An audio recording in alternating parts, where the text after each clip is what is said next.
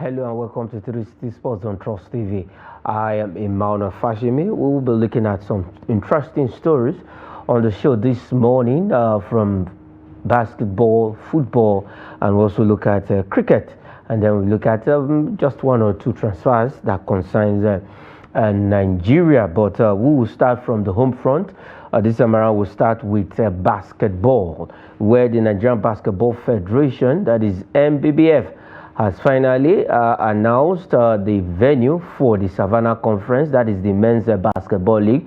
We know that the Women's Basketball League got wrapped up in the course of the weekend, but the men's one is up and running. But for the Savannah Conference, is now set for Jos, that is at the indoor sports hall at Rayfield, that is after Old Government House in Jos, Plateau State.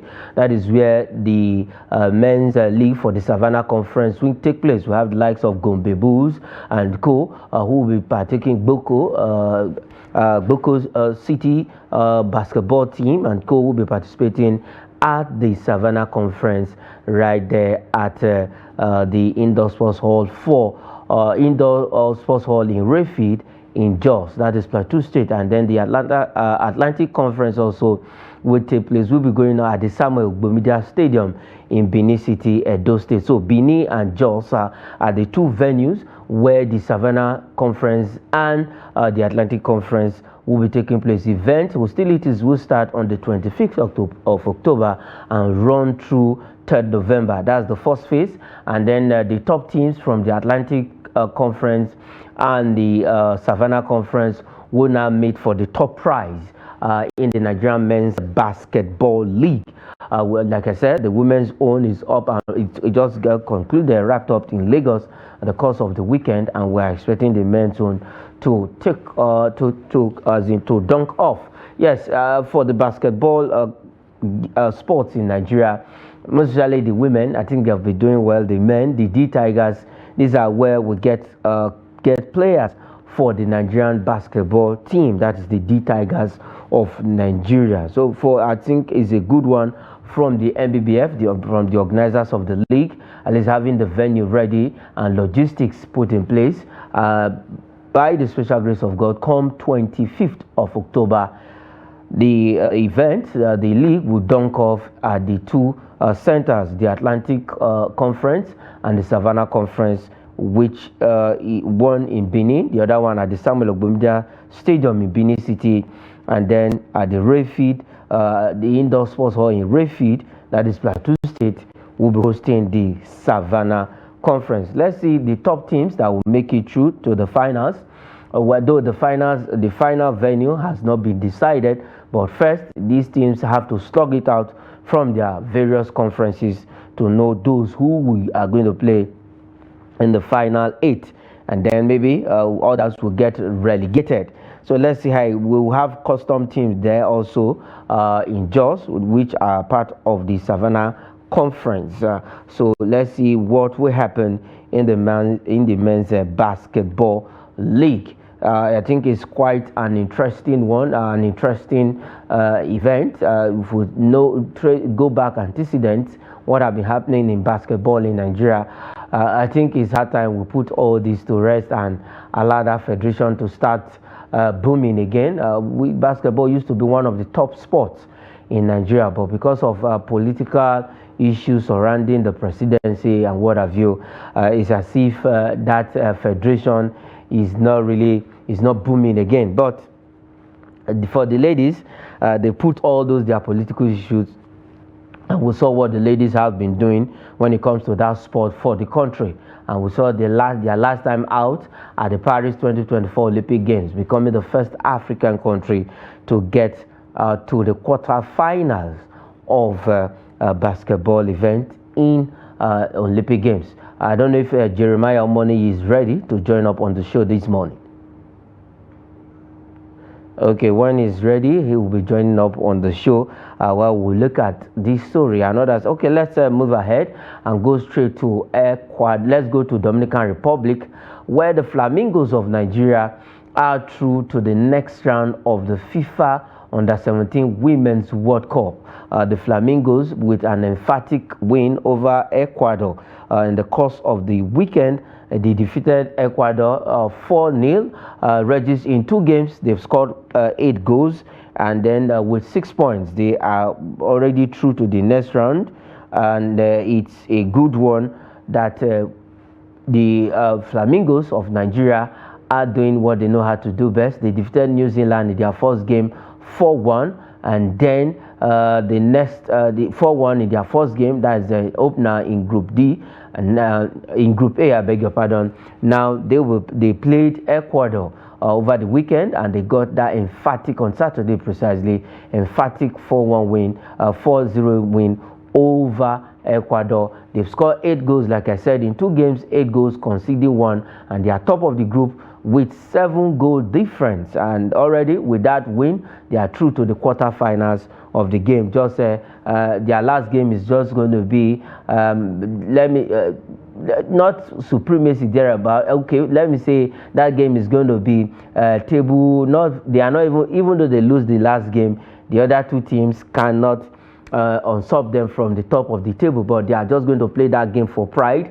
They want to leave the group with maximum 9 points, and Chidi Harmony was voted player of the match in that particular game. She was so happy after that game. She actually expressed her joy why, as in getting player of the match, and also getting her first goal in the competition. Let's not forget, during the qualifiers, she was so instrumental. Nigeria scored 25 goals during the qualifiers, and inside those 25 goals, she had 13 of those 25 goals scored by Nigeria during the qualifiers. So it's a good one. She got her first goal of the competition, and also she got an assist in that game against the Ecuadorians. So for the Flamingos of Nigeria, yes, according to the coach, Olowokere Bankole, said they will be taking it one at a time. They will be taking one game at a time, so that they've promised Nigerians that yes, they want to go far.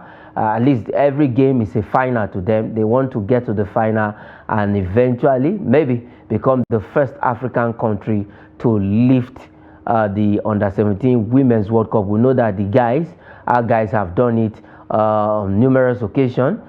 So the ladies want to emulate that, at least become the first African country to win the Women's Under-17 World Cup. This competition actually started in 2008, and Nigeria has participated, is one of the teams that has participated more in that competition. So we are happy that for the Flamingos, they are going to definitely let's see what they will do in the quarterfinals, and then when they get to the semi-final, we can now be having our eyes and hope. Maybe, just maybe, they will lift the trophy this time around. The last edition in India, they had to break the quarterfinal jinx, and then they got to the semi-final. Eventually, they came back with third position. They won the bronze medal during the last time out in India. So congratulations to the Flamingos, winning 2 games out of 2. And like I said, they topped the group A. Their last game is going to be against the host, Dominican Republic. And you know, when you are playing the host, is not easy. You're playing against 11 players, and then 11 players, and then, you know, against the fans also, because the fans will be cheering the host team on. But for the Flamingos of Nigeria, I know they are equal to the task, and they are ready to go. Okay, I don't know if Jeremiah is ready for us. All right, let's quickly look at, let's leave the FIFA Under-17 Women's World Cup and take this story quickly. Let's come back home and look at the Nigerian Premier Football League. In the course of the weekend, we had Bremo Stars beating Bendel Insurance to go to the top of the table. It was 1-0 at the Remo Stars Stadium in Ikenne, and we will just definitely, okay, before we bring the table of the Nigerian Premier Football League and the results for the weekend, and let's quickly go for this video break, and we will be right back. Musa, the top man. Beautiful 1-1-2 now. Ahmed Musa still in possession of the ball. Spices it beautifully well. And the referee signals up for Rangers International. What to pass? Ahmed Musa still with the ball. Beautiful one, Ahmed Musa. There's going to be the chance. And he's dangerous. And the referee signals a penalty. I'm looking forward to giving the record. Ahmed Musa. Once again, David Ali drives inside the 18 box. Definitely look at these two side sets. It's been a fine match. Ahmed Musa moving with the ball. Cross comes in inside the area. And it's 2-0. Kano Pillars are causing trouble. It's 2-0 in favor of Kano Pillars. Yes, that was Kano Pillars game against Rangers International at the Nnamdi Azikiwe Stadium in March the 7th. We know already we are in March the 8th. Okay, we have Jeremiah Money joining us on the show this morning to look at these stories and many more on the show. Jeremiah, welcome to 360 Sports on Trust TV. Thank you very much for having me around, Manuel. It's so nice to be here this morning. Good morning to the audience and everyone. Okay, let's start from the first story quickly. We just have one or two to say about it. Where for the Atlantic and the Savannah Conference, a date has been fixed for the basketball. That's the men's basketball league. We know in your base, you were there when the women wrapped up their own in Lagos. So the men, it's just, let me say, a week in between the women's league and that of the men. So for the Atlantic Conference, it's going to take place at the Samuel Ogbondia Stadium in Benin City, and for the Savannah Conference is in Plateau State. That is just precisely. Yes, and I think it's something that basketball fans, a lot of us, they've been really jeering about. Don't forget that the women champion, the women league, where MFM won, it was actually a very fantastic one because there are moments where people actually had to stream the game and to watch the game. And just look at the investment, the back-to-back win from MFM. It shows that private clubs they have a lot of things to offer. And one of the way by which we can grow sport in the country is when we give room for private enterprises to express themselves. And now look at the male basketball league now. I think one of the eye-catching club for me is Nine University in Abuja. And if you look at them, I think they're a university club. And what the things they've been able to pull in during when they were playing the second division and how they got promoted to the first division. It's one club that I think that they're going to cause a lot of upset in the region, in the region in Jos, I think the Savannah region in Jos. So, and also look at Rivers Hoopers too, who are the defending champions too. Actually, is something that again you'll be seeing them defending the title as they play in Benin City.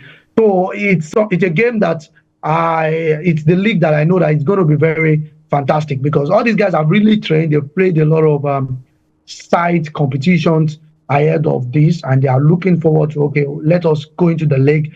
BAL is really interesting right now, and every basketball club in Nigeria wants to be there.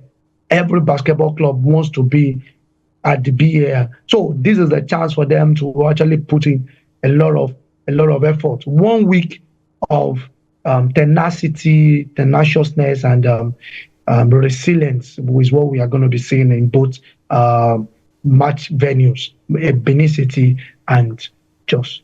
Okay, Benin City and Jos. And then we also looked at Flamingos. Flamingos are through to the quarterfinals of this year's Under-17 Women's World Cup after beating Ecuador 4-0 in their second Group A game. And these girls are ready to go. They mean business because the coach actually say every game, they will be approaching every game like a final. And we saw that in the first game against New Zealand. And then their second game, we saw another improvement and fantastic outing against Ecuador, scoring 8 goals in 2 games, getting 6 points. Oh yeah, I think right now the base the base that we are expecting from coach Bankole Oluoke and his girls, the Flamingos, is at least getting to the final, at least winning the silver, because the last edition they won bronze. So right now, I like the word they say, forward ever and backward never. And I think that's one thing that I've seen so far from the Flamingos, except if they lose focus in their further games. You know, if you look at the first two games, look at how they've been able to put a lot of shockers there.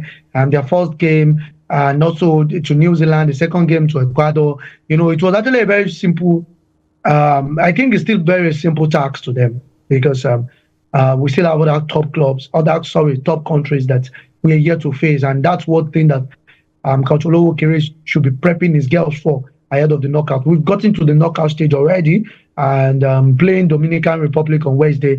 I don't see that as actually a tougher one to what we've been seeing so far in the last two games.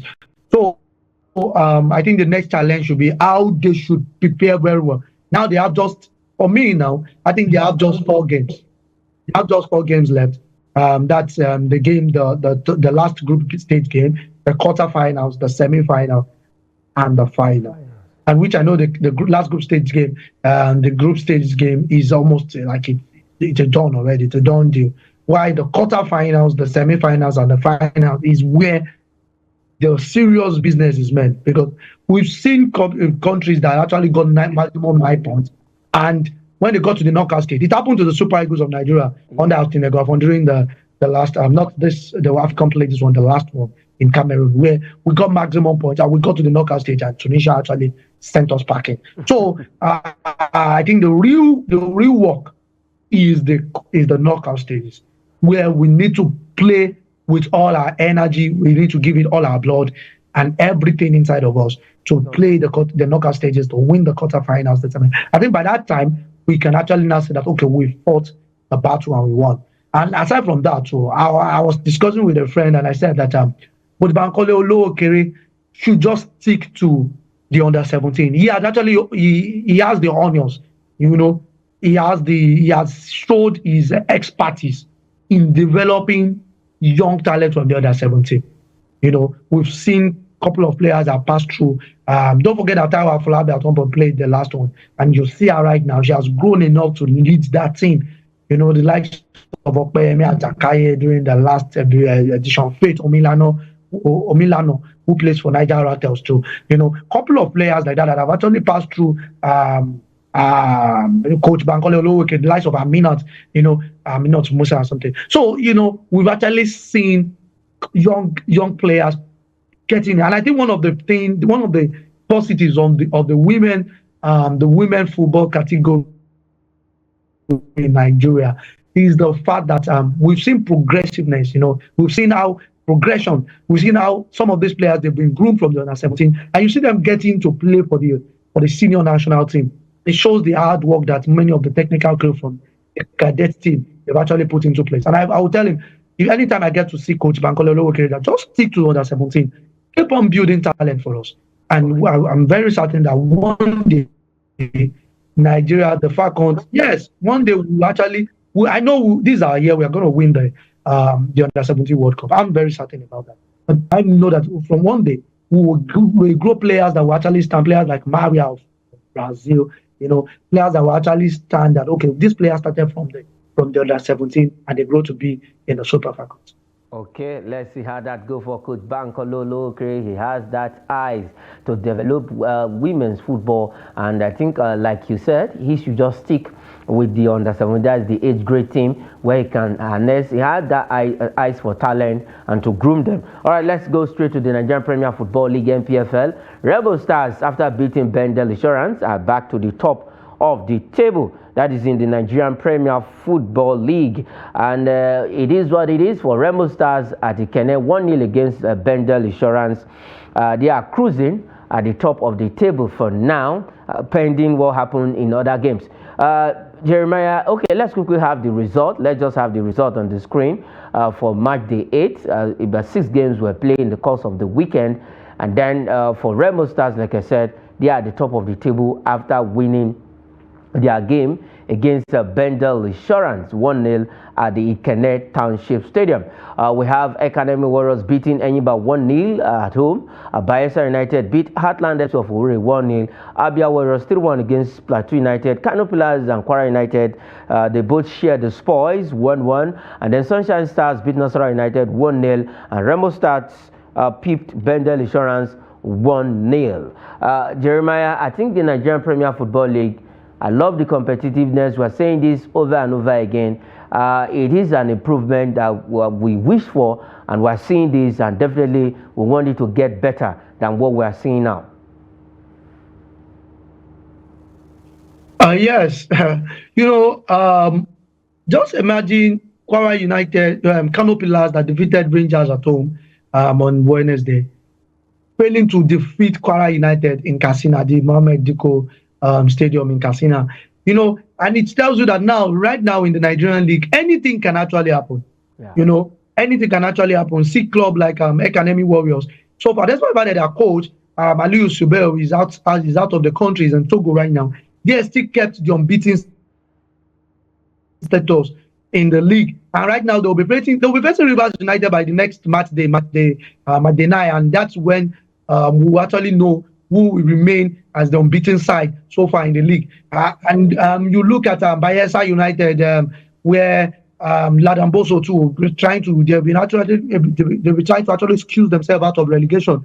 But now, pending whatever happens between Ikorodu City and Lobby Stars, and also Akwa United and Enugu Rangers. So the league right now is getting the competitiveness, is getting the attention. Now it's not that must always win like people are always have always been preaching about at one point. You now see that now you can go outside on the road to pick any point as long as you are ready to fight for it. See Ikorodu City over last week to going to Owerri to pick a point against Atland of Owerri, and now that's in that same Atland to traveling down to Katsina. We've been seeing that kind of thing. Enyimba came to Ibadan, they pick a point, and when they got back to Aba, they could not defeat Niger Tornadoes. In Aba, so you begin to look at it. Wow, this thing is really mesmerizing people's mind.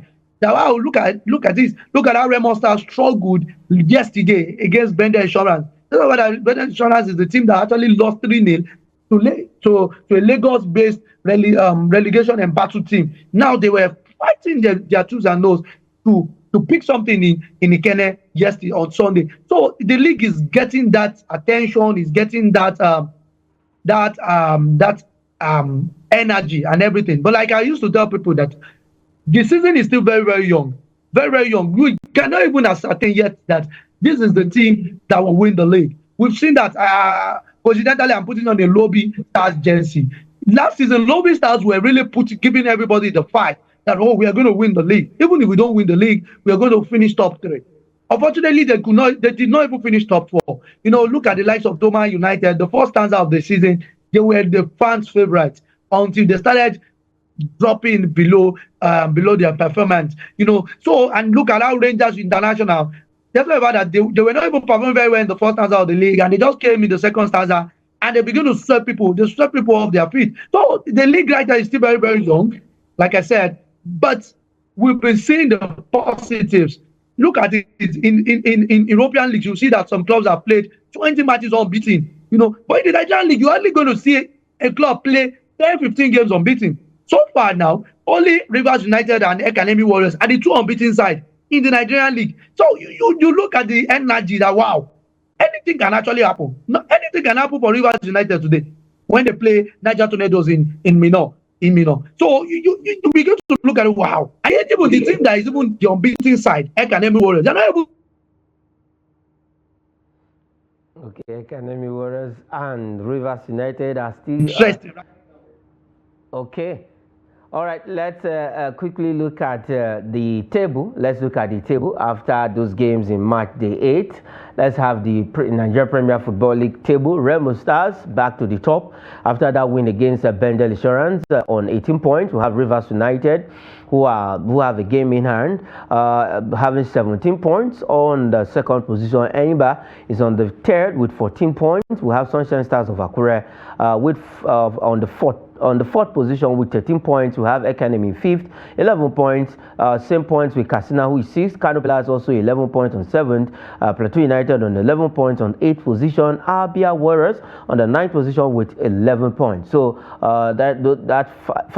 five of those teams have the same number of points, while Enugu Rangers occupy this first half of the table with 10 points after 7 games. They also have a game in hand. The flip side of it, Niger Tornadoes have 10 points. We have Kwara United win 9 points on the 12th position. We have Nasarawa United 13th position with 9 points. Bendel Insurance, Bayelsa United having 9 points also, -5, -1, -1, and then +2 goal difference for Kwara United. And then Shooting Stars of Ibadan is on the 16th with 6 points, and we have Ikorodu City at the bottom of the table with just 5 points and -3 goal difference. Same points with Aqua United, who has a lesser deficit to that of Ikorodu City, just 1 deficit separating them, -2 on the 19th position, and Lobby Stars is on the 18th with -4 and 6 points. All right, we have fixtures for today in the Nigerian Premier Football League.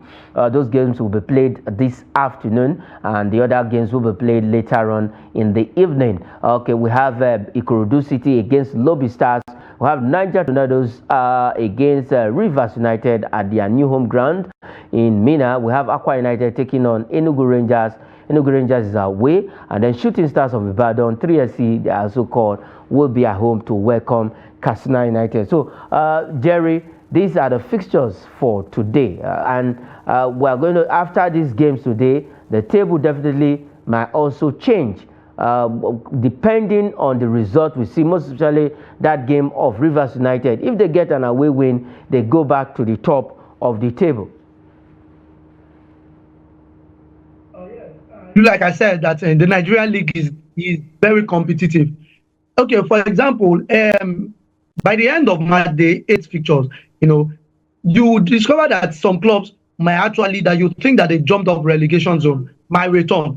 Okay, for example, now look at the Ikorodu City and Lobby Stars now. Daniel Mokachi is coming down. He's in Lagos at the moment, and he will be playing in Ikorodu City, the Mobolaji Johnson Arena. Ikorodu City, their last home game, they defeated Bendel Insurance Stealing. They'll be looking at, okay, let us add up to whatever we've got, what we got on the road last week in Owerri. And by defeating Lobby Stars, that means that Lobby Stars might actually return back to the bottom might still stay back in the bottom of the table, because currently they have 6 points, while Ikorodu City has 5 points. So if Ikorodu City wins that game, they jump off, they jump off that zone, and they move above Lobby Stars, and also if you now look at Niger Tornadoes and Rivers United, one of the club right now that has actually done outstandingly well, performed very well on the road is Niger Tornadoes. However, at home at the Bako Katagora Stadium in Mina, they've not been performing very well. It's an eyesore for them. Looking at a club like Niger Tornadoes, who had defeated Kwara United at home, who had gone on the road, to pick several points. But at home, in their home ground, they've been playing draw. They've known them to be the draw men, in their home ground. And now they'll be playing Rivers United, who have actually gone to the road. They've gone to Katsina. They've actually picked points, in several places. Coming down to that place, if you need the judgment, we'll be looking at, okay, let us get a point there. And while we come to finish the game up, at the weekend where we play in Port Harcourt against Academy Warriors, and that send them back to the top of the table if they get at least a draw. Aqua United and Enugu Rangers, that's one game that everybody is looking forward, because Fidelis Ilechukwu point. He needs to prove a point that, okay, we are still the defending champions. He said it after they lost to Kano Pillars, that, we are still the defending champions, and we are still going to fight for the trophy. Okay, but now Aqua United cannot afford to lose a game. They can't afford to do that. They lost to Sunshine Stars, to their former coach Kennedy Boboye. Right now, playing Enugu Rangers is as if they want to give everything inside of them, because if they fail to win that game, that means that they might be the ones to find themselves in the position Ikorodu City is currently occupying, in the 20th position in the league. So it's actually a game that it's actually going to give a lot of suspense, because Rangers too as well, they'll be putting a lot of battle. Don't forget, Rangers have actually played at the Nest of Champions twice, where they hardly scored just a goal, in that same spot. But Now, the positive is that last week they scored 3 goals. All of a sudden, a team that have been struggling to score a goal scored 3 goals. And that is what Fidelis Ilechukwu said, okay, that's the positive from the game against Kano Pillars. That we're able to score 3 goals right now. And that when we play our next game, we'll look at how to work on our defense and to work better. But the Shooting Stars Casina game is one game that Benga Ogubote, I think for now, the team has been bugged. They've lost a couple of players. Their captain has gone to Albania. Bolagade, one of their top players, has traveled out of the country. So this time around, the team is they are undergoing a rebuilding phase, something that Bende Insurance is experiencing at the moment. So playing Katsina United from their last home game is something that the only thing that Benga Ogubote needs right now is at least even at half goal just to win at home, because they cannot afford to find themselves in that relegation zone, because there's something about the relegation zone. The moment you find yourself there, it's as if it's a muddy way, it's a mucky road. You hardly get out, and I can tell you, you need to ask clubs like Dakada, you need to ask clubs like Doma United, and at the same time ask clubs like Sporting Lagos, who at one point in their lives they found themselves there and they could not, they didn't make it out of there alive. They had to go back to the NLA. Clubs like Atland of Owerri, that they actually had to go there. So I think right now they just need to. Shooting Stars is one club that I respect. I predicted them that in this season they're actually going to fight for the top 3 because of what they were able to put through last season. But right now, I think investments, the players they've signed, the likes of Bolaji Saki and the rest, they've not really been put for the club, and I think things have not been working. Don't forget that they lost the player like Christian Piagra. He has left the club. So I think right now they need a big resurgence to get themselves out of that place and compete for the top 4 position. Okay, and compete for the top 4 position. That's the Nigerian Premier Football League. Interesting games this afternoon and then later on in the evening. So let's see what will happen at the Nest of Champions in Uyo. Enugu Rangers is against Aqua United. For Enugu Rangers, yes, they want to prove a point. Like you said, the positive from that game against Kano Pillars was a team that is struggling in front of goals. All of a sudden, scoring 3 goals in that game. So let's see what will happen. All eyes will be on that game. And then 3SC game, that is the Shooting Stars of Ibadan and the Niger Tornadoes Rivers United. That is another game. That game will happen at the new renovated stadium in Mina, where that stadium has not really come good for Niger Tornadoes. Their first game against Nasarawa United, after they were given the green light to play at that stadium, ended on a draw note. So let's see what happens in the Nigerian Premier Football League. Ikorodu City Lobby Stars, 2 strongly teams. Shooting Star Katsina, Niger Tornadoes, Rivers United, Aqua United, and Enugu Rangers. All right, let's leave the Nigerian Premier Football League and go straight to Europe. Now we start with the English Premier Football League. Also, in the course of the weekend, yes, someone says it's not only in Nigeria you experience referee inconsistencies. Well, I'm not a referee, but they know what they saw, why they said that. That game between Wolves and Manchester City at Molineux, a lot of controversies in that Manchester City's second goal. Well, let's see how that will be resolved. But it is what it is. Someone says not only in Nigeria, you also see all this, some of these referee mistakes in Europe. Let's look at the full fixtures for the weekend. Games were played. We have Wolves, they lost to Manchester City 2-1. Liverpool at Anfield beat Chelsea 2-1. Tottenham Hotspur in the London Derby hammered West Ham United 4-1. And Fulham, another London team, lost to Aston Villa 3-1. Manchester United, coming back from the dead, beat Brentford at Old Trafford 2-1 this time around. Pinnock getting that first goal for Brentford before Garnacho and Højlund getting those 2 goals for Manchester United. Newcastle lost to Brighton 1-0, courtesy of former Manchester United striker Danny Welbeck. Southampton, Joe Aribo getting one of those goals. Lost to Leicester City 3-2. Indeed, it was so fantastic in this game. Ipswich Town lost to Everton at their home ground 2-0. And AFC Bournemouth, after a red card to Saliba, Villa. Arsenal suffered 2-0 loss to Bournemouth in that game. Jerry, for the English Premier League, good games in the course of the weekend. Your team finally got that win against Brentford at Old Trafford. But it was an interesting weekend in the English Premier Football League.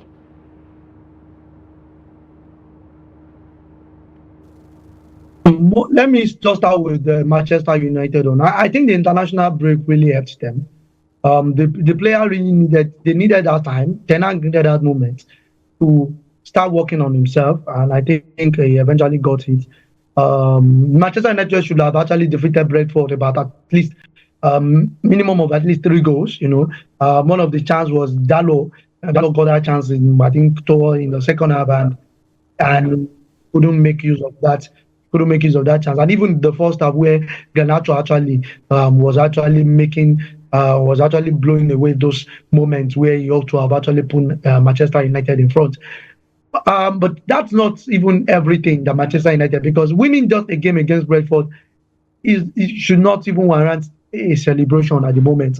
The club is actually in a very critical state, and they need to get themselves back. Manchester United is not a club that should be excited with a 7th position. There should be one of the clubs that, okay, when they are fighting for the top 3, the top 2 position, defending the champion, the trophy, they should be in that category. But no, it is what it is. Things like that are bound to happen, and I hope that Ten Hag can get it. Like I still said, I'm still one of those people that felt that okay, Ten Hag is not only the problem Manchester United has. Manchester United still has a lot of players. Some of these players are really overpampered and they are not really putting a lot of energy. You see some mistakes and you be like, oh my God, these are not mistakes that you should be expecting from a senior player that ends so well. One of the clubs that pays so well in England at the moment is Manchester United. But like I said, they've won that game, Brentford. Let's see what will happen over the week when they go for their European games. And to look at the referee issue, let me just chip in something. Someone talked about the Saliba red card and the Tosin Adarabioyo's yellow card. And sometimes I wouldn't want to authoritatively just say that, oh, maybe the referee is right or wrong. And the reason is because most times referees are human beings who themselves too have their way of corrections. It's not like when you have like a parent, some things that a child is going to do that a parent might just overlook. Another parent might not overlook it. Might actually say, okay, this thing will warrant serious punishment, and you need to be punished for it. So and I think, okay, look at what happened to Declan Rice, where he was served the red card, and some other players did it, and you were like, oh, this referee did not do it. And the biases too, they are meant to happen. Sentiments from different referees, and I feel they should still review the Saliba one. They should review it, and probably maybe the FA. The English FA might still review it and look at if he actually warranted that straight red card that it was served. Like I said, I'm not a referee. I'm just a football journalist, and I have limits to what I know. Although I've been doing a lot of reading to look at it, because this season, in less than how many games we've seen a lot of controversies. Like, why does this referee have to do this? Why this referee should have just corrected this guy and move on with life? But you just have to stop that. You could have for me, I felt that the referee could have just corrected him that, okay, Saliba, you could do better, just take a yellow card. And the next offense, then you know that, oh, this guy has actually proven that he's a violent person, But it is what it is, and it cost Arsenal. And I think this is one music that Arsenal fans are going to be singing to the end of the season if they do not win the league. If Arsenal did not win the league, just forget it. They would return you back to what happened against Bournemouth. But, oh, remember Saka has an injury. Remember Odegaard has an injury. Remember that Saliba. Those ones are not really excuse for not winning the league. It shows that you guys don't have squad depth. That's not the truth. Because what the essence of you had selling, you had this, you had that, and yet you guys could not even beat Bournemouth. So what's the big deal? Why do you want to compete? You want to defeat Man City. Fine, people are like, okay, the controversy, John Stones got this. You can't still take it away from the fact that Man City has. Man City have that death squad in them. Okay, let's just run over the table quickly and we'll go straight to the other league. Let's look at have the just run over the table on the screen. We know that Liverpool are top of the table. Manchester City, after that win, they struggled to beat Wolves in that game, and they are second. Liverpool has 21 points out of 8 games. Man City 20 points. Arsenal are third with 17 points. Aston Villa fourth with 17 points. Brighton is fifth with 15 points. Chelsea is sixth, 14 points. Tottenham Hotspur seventh with 13 points, and we have Newcastle United 12th. Fulham is ninth with 11 points, and Bournemouth is on the 10th position with 11 points. The flip side of the table, that is where you find Manchester United, a team from who are from the city of Manchester. We have Nottingham Forest on the 12th position with 10 points. Brentford is 13th with 10 points, and we have Wolves, who are back to the bottom of the table with 1 point. The Southampton themselves also have 1 point on the 19th position. Crystal Palace is 18th with just 3 points. Ipswich Town 17th, 4 points.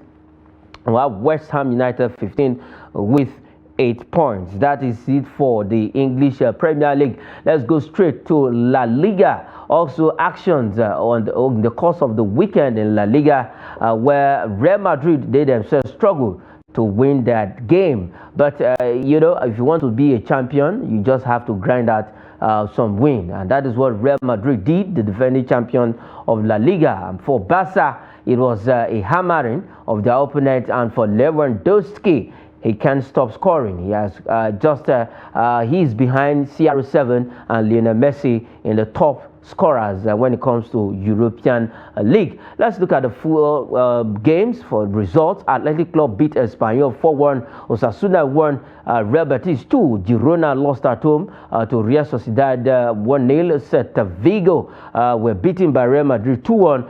Deportivo Alaves 2. Real Valladolid 3. We have Mallorca beating Rayo Vallecano 1-0. Atletico Madrid 3-1 against Leganés. We have Villarreal and Getafe playing a 1-1 draw, and Barcelona at Camp Nou hammered Sevilla, the team of Kelechi Iheanacho and Chidera Juke 5-1 in that game for Barcelona to go back to the top of the La Liga. Jerry, yes, in La Liga we also saw good games in the course of the weekend. Yes, and you know, when Celta Vigo scored, you know, people are like, okay, Madrid, they might not really pull back. But one question I'm still here to ask, okay, what's now the essence of saying you have dangerous attack and Real Madrid is still not putting? Because for me, I feel Real Madrid should be in the position of Barcelona right now, scoring 5 goals, 4 goals, 10 goals, you know, because they have, you know, you have Mbappe in your team, you have Vinicius, you know, you have Rodrigo, you know. You have Jude Bellingham and the rest of others, you know, in that team. But it's as if it's not really reflecting in the way they've been playing so far for Madrid. And I have felt that they've not really put a lot of vigor. But if you look at Barcelona right now in the league, I think right now Barcelona is ready to chase for any money, you know, chase for any money. But Atletico Madrid, for me, is one of the big concerns that I think I have observed so far in the La Liga. I felt that they need to actually do more. You know, they need to actually put a lot of. Although they are in the third position with followed by they are in the third position behind Real Madrid. But I thought for that Atletico Madrid, by now they should actually be very close. You know, very close to Barcelona. You know, very close to them. And you look at the red card that Griezmann got yesterday too. I think it's actually a very big blow for them. It's a very big blow for Atletico Madrid, and even the fact that they will be playing the Champions League this week against Lille, I think is another top thing that Diego Simeone focus. But regardless, I think the La Liga we still have it as a rubber stamp league where only Barcelona and Real Madrid are always coming either first or second or respectively, or vice versa from that. Or vice versa. Let's look at the table.